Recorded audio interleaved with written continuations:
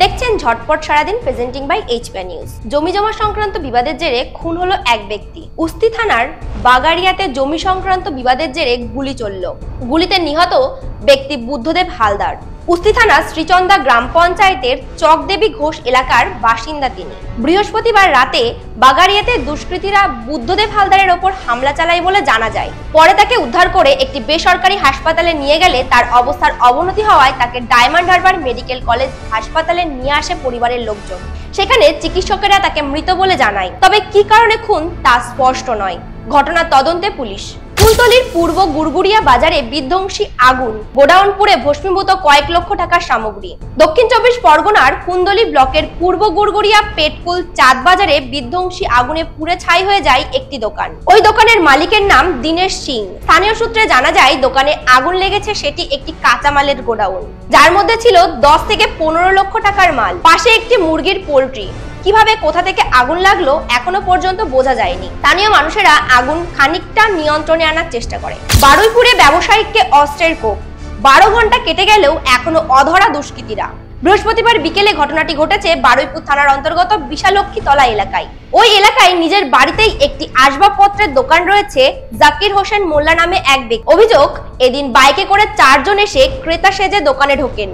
এরপর ওই ব্যক্তিকে বেঁধে রেখে মারধর ও ধারালো অস্ত্রের কোপ মেরে বাড়ি ও সংলগ্ন দোকান থেকে টাকা পয়সা নিয়ে পালায়। গুরুতর জখম ওই ব্যক্তিকে বারুইপুর মহকুমা হাসপাতালে নিয়ে আসেন এলাকার মানুষজন। বর্তমানে তার শারীরিক অবস্থা অনেকটা স্থিতিশীল। পুরো ঘটনার তদন্ত শুরু করেছে বারুইপুর থানার পুলিশ। 12 ঘন্টা হয়ে গেলেও এখনো গ্রেপ্তার করতে পারেনি দুষ্কৃতীদের বারুইপুর থানার পুলিশ। ধূপগুড়ির ছোট্ট গুঞ্জন এবার খেলবে রাজ্য স্তরে। 5ই ফেব্রুয়ারি ক্রান্তিতে অনুষ্ঠিত জেলা পর্যায়ের প্রাথমিক বিদ্যালয়ের ক্রীড়া প্রতিযোগিতায় দীর্ঘলম্ফনে প্রথম খট্টিমারি সিএস প্রাথমিক বিদ্যালয়ের প্রথম শ্রেণীর ছাত্রী গুঞ্জন রায় জেলা বার্ষিক ক্রীড়া প্রতিযোগিতায় প্রথম হওয়ায় সে খেলবে রাজ্য স্তরে। বৃহস্পতিবার গুঞ্জনের সাফল্য তাকে নিয়ে রীতিমতো উৎসবে ভাসে তার বিদ্যালয়ের শিক্ষক শিক্ষিকারা। বৃহস্পতিবার গুঞ্জনের সাফল্যে তাকে নিয়ে রীতিমতো উৎসবে ভাসে তার বিদ্যালয়ের শিক্ষক শিক্ষিকারা। প্রতিভা থাকলে প্রত্যন্ত এলাকায় থাকলেও সাফল্য পাওয়া যায়, তা আরো একবার প্রমাণ করলো ধূপগুড়ি ব্লকের ঝাড়ালতা 2 গ্রাম পঞ্চায়েতের গুঞ্জন রায়। রাজ্য স্তরেও সে সাফল্য পাক চাইছে এলাকার মানুষ। সীমান্তবর্তী এলাকা থেকে অজ্ঞাত পরিচয় ব্যক্তির মৃতদেহ উদ্ধারে চাঞ্চল্য। জলপাইগুড়ির দক্ষিণ বেরুবাড়ি গ্রাম পঞ্চায়েতের 6 গড়িয়া পাড়ার ঘটনা। দেহটি কোনো বাংলাদেশি নাগরিকের কিনা তা নিয়ে প্রশ্ন দানা বেঁধেছে। স্থানীয় সূত্রে জানা গিয়েছে ভারত বাংলাদেশ সীমান্তবর্তী ওই এলাকা কাঁটাতারবিহীন। ওই সীমান্ত ঘেঁষেই অশোক রায় নামে এক স্থানীয় বাসিন্দার ছোট চা বাগান রয়েছে। অশোকবাবু দুর্গন্ধ পেয়ে বাগানে গিয়ে একটি পচা গলা দেহ দেখতে পেয়ে মানিকগঞ্জ ফাঁড়িতে খবর দেন। আসে সীমান্তরক্ষী বাহিনীর বারুবাড়ি 2 বিওপির জওয়ানেরা। পুলিশ দেহটি উদ্ধার করে জলপাইগুড়ি মেডিকেল কলেজে পাঠায় ময়না তদন্তের জন্য। মানিকগঞ্জ ফাঁড়ি সূত্রে জানা গিয়েছে মৃত ব্যক্তির পরিচয় এবং তার মৃত্যুর কারণ জানতে তদন্ত শুরু হয়েছে। স্থানীয় সূত্রে জানা গিয়েছে মৃত ব্যক্তিকে এলাকায় কখনো দেখা না যাওয়ায় তাদের অনুমান মৃত ব্যক্তি বাংলাদেশি নাগরিক হতে পারে। হাওড়ার ডোমজুর বাকরা এলাকায় একটি চট কারখানায় বিধ্বংসী আগুন। ঘটনাস্থলে দমকলের 3টি ইঞ্জিন আগুন নেভানোর চেষ্টা চালাচ্ছে। সকাল 8টা 15 মিনিট নাগাদ অগ্নিকাণ্ডের ঘটনা নজরে আসে স্থানীয়দের। জুট সামগ্রী মজুদ থাকায় আগুন দ্রুত ছড়িয়ে পড়ে কারখানার ভেতরে। যদিও প্রশাসন সূত্রে এখনো কোনো হতাহতের খবর নেই সেখানে। দমকল কর্মীরা যুদ্ধকালীন তৎপরতায় আগুন নেভানোর কাজ করেছেন। বহুদল আবাসন থেকে ছিঁড়ে পড়ল লিফট। আশঙ্কাজনক অবস্থায় এক ব্যক্তি। রক্ষণাবেক্ষণের গাফিলতির অভিযোগ তুলে দুর্গাপুরের তপবন সিটি আবাসন কর্তৃপক্ষের বিরুদ্ধে আবাসনের সামনেই ক্ষোভে ফেটে পড়লেন আবাসিকরা।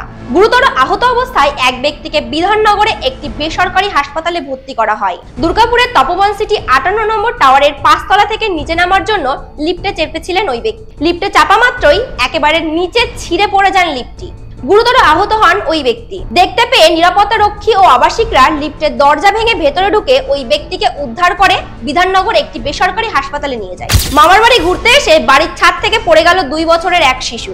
মামার বাড়ি ঘুরতে এসে বাড়ির ছাদ থেকে পড়ে গেল 2 বছরের এক শিশু। আহত শিশুকে মালদা মেডিকেল কলেজে নিয়ে যেতে গিয়ে গাড়ি উল্টে দুর্ঘটনার কবলে পড়ল গোটা পরিবার। মালদা মেডিকেল কলেজে বাচ্চা সহ ওই পরিবারের 4 জন চিকিৎসার জন্য ভর্তি। এই ঘটনায় মাথাবাড়ি এলাকায় চাঞ্চল্য ছড়িয়েছে। বিদ্যালয়ের 5 জন শিক্ষক থাকা সত্ত্বেও বেলা 11টা পর্যন্ত দেখা মিলল না একজন শিক্ষকেরও। ফলে বিদ্যালয়ের তালাবন্ধ গেটের বাইরে দীর্ঘক্ষণ দাঁড়িয়ে থাকতে দেখা গেল ছাত্রছাত্রীদের। এমনটাই ছবি নজরে এলো মালদার মানিকচক ব্লকের মথুরাপুর কাকড়িবাঁধা বাণী স্মৃতি প্রাথমিক বিদ্যালয়ে। জানা গেছে এই বিদ্যালয়ের 5 জন শিক্ষক, এর মধ্যে প্রধান শিক্ষক ছুটিতে থাকলেও বাকি 4 জন শিক্ষকের মধ্যে একজনও নির্দিষ্ট সময়ের মধ্যে বিদ্যালয়ে আসেনি। ফলে পড়ুয়ারা নির্দিষ্ট সময়ে স্কুলে আসলেও তালাবন্ধ গেটের সামনে দীর্ঘক্ষণ দাঁড়িয়ে থাকার পর অবশেষে বেলা 11টা বেজে 10 মিনিটে একজন শিক্ষক সাইকেলে চেপে এসে হন্তদন্ত হয়ে বিদ্যালয়ের গেটের তালা খোলার পরেই আরো একজন শিক্ষক আসলেও বাকি 2 জন শিক্ষকের দেখা মেলেনি, যা নিয়ে চাপা ক্ষোভ লক্ষ্য করা যায় অভিভাবক মহলে। আয়োজিত হয়ে গেল তাইকোয়ান্দো চ্যাম্পিয়নশিপ 2025। রাজ্য তাইকোয়ান্দো চ্যাম্পিয়নশিপ 2025 আয়োজিত হয়েছিল 2রা ফেব্রুয়ারি কলকাতায় ক্ষুদিরাম বসু ইন্ডোর স্টেডিয়ামে। এটির একটি বিবরণী রয়েছে। খেলো ইন্ডিয়া এবং মোটোজিপি ভারতের সাফল্যের পর মুখ্যমন্ত্রী যোগী আদিত্যনাথের নেতৃত্বে উত্তরপ্রদেশে খেলাধুলার প্রচার এবং তরুণ প্রতিভাদের একটি প্ল্যাটফর্ম প্রদানের জন্য রাজ্য দ্বিতীয় জাতীয় তাইকোয়ান্দো চ্যাম্পিয়নশিপ আয়োজন করে চলেছে। আমরা সকলেই জানি রাঁচিতে আইডিয়াল ইন্টারন্যাশনাল স্কুলে অনুষ্ঠিত 24তম ঝাড়খণ্ড রাজ্যের সাব জুনিয়র এবং জুনিয়র তাইকোয়ান্দো চ্যাম্পিয়নশিপে ডিপিএস চাষের ক্রীড়াবিদরা অসাধারণ দক্ষতা এবং প্রতিশ্রুতি প্রদর্শন করেছেন।